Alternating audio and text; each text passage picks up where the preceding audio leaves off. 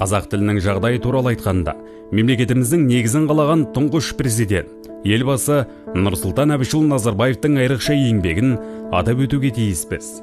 Ол елімізде мемлекет құраушы ұлттың саны едәуір аз болғанына қарамастан, Қазақстанның тәуелсіздігін жариялады. Сондай аумалы төкпелі кезеңнің өзінде Нұрсұлтан Әбішұлының тікелей ықпал етуімен парламент қазақ тілін мемлекеттік тіл деп жариялады. 5 жылдық бағдарламамыз бар. 2020-25 жылдарға арналған тіл саясатын жүзеге асырудың бағдарламасы.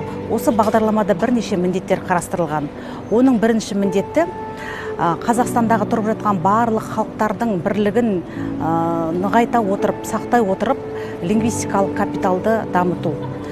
Соның ішіндегі іс-шаралар жоспарына сәйкес мемлекеттік қызметшілерге мемлекеттік тілді білу деңгейін шекті мән белгілей отырып енгізу жолдарын қарастыру болатын болса, сонымен қатар мемлекет тілдің қолданыс аясын кеңейту бағытындағы оқу әдістемелік әдебиеттерді шығару, латын қарпін енгізу, шетелдегі отандастарымызға көмектесу сияқты бірқатар ауқымды шаралар бар.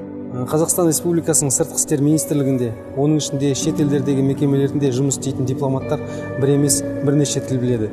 Олар әлем тілдерін жетік меңгеріп, ойларын еркін жеткізе алуы тиіс. Себебі біздің миссиямыз халықаралық қатынаспен, алыс жақын елдермен ынтымақтастық орнатумен тікелей байланысты. Елдестірмек елшіден деп бекер айтылмаса керек, барлық мәселелер арқылы шешімін табады.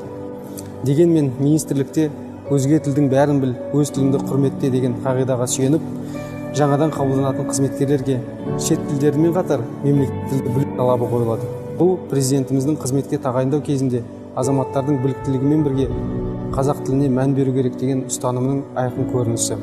Мағжан Жұмабаевтың сөзі бар: ұлтқа тілінен артық қымбат нәрсе жоқ дейді.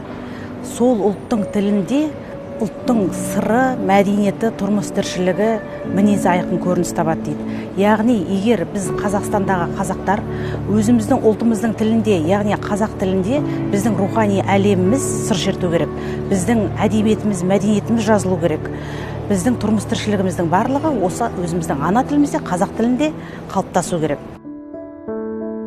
Қазір демографиялық ахуалдың өзі қазақ тілінің ұпайын түгендеу бағытына қарай дамып келеді. Яғни біз алға қойған мақсатымызға міндетті түрде жетеміз.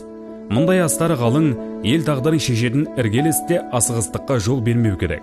Қайта әрбір әрекетімізді ақылға салып, мойнымыздағы тарихи жауапкершілікті барынша сезіне отырып, жұмыс істегеніміз дұрыс. Осындай өркениетті қадамдардың нәтижесінде ғана қазақ тілі ғылым тіліне айналады.